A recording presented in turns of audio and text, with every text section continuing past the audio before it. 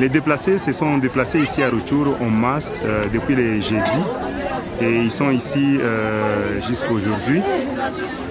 Les déplacés ont vécu des conditions dramatiques ici et traumatisantes. Il n'y avait pas de matelas, il n'y avait pas de draps, il n'y avait rien. Donc les gens dormaient sur la pelouse et à Kiwanja sur le sol. Et ils n'avaient pas accès à l'eau potable. Ce qui a été le principal défi ici des déplacés. Je m'appelle Josué Kabanza, je suis bénévole au sein de l'initiative Goma Actif. Ici, nous avions lancé avec l'initiative SOS Goma des activités pour soutenir et assister les déplacés les plus vulnérables dans cette situation de déplacement. Nous avons premièrement mobilisé la jeunesse pour que la jeunesse s'engage bénévolement en vue de soutenir les déplacés les plus vraiment démunis. On a lancé les activités, il fallait premièrement comprendre c'était quoi les plans des autorités pour faire face à cette crise et comment est-ce qu'on devait être une réponse pour que les déplacés vivent au moins dans des conditions acceptables. Ce qui a poussé l'autorité sur notre proposition à convoquer une réunion d'urgence pour que nous puissions discuter comment est-ce que l'équipe allait faire face à cette situation. C'est dans ce sens-là que nous, en tant qu'initiative SOS Goma, nous avons chapeauté la commission des déplacés. Le premier gap, c'était de savoir le nombre exact de déplacés ici. Donc nous avons dû sensibiliser les déplacés pour que chaque déplacé aille s'enregistrer.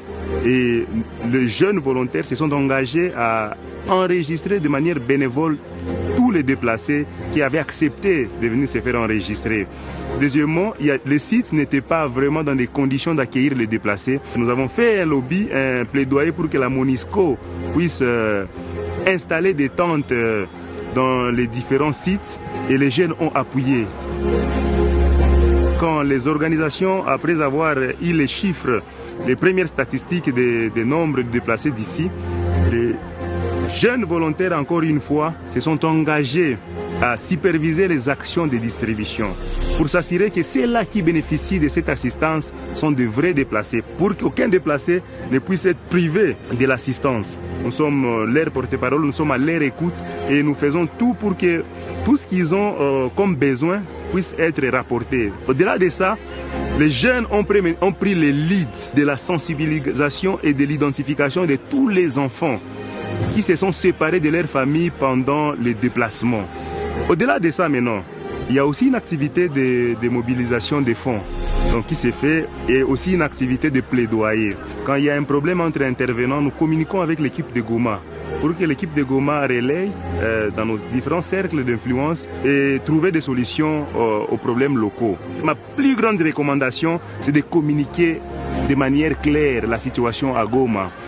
Si les autorités communiquaient de manière officielle, on orienterait cette assistance vers Goma. C'est mieux d'assister les gens chez eux.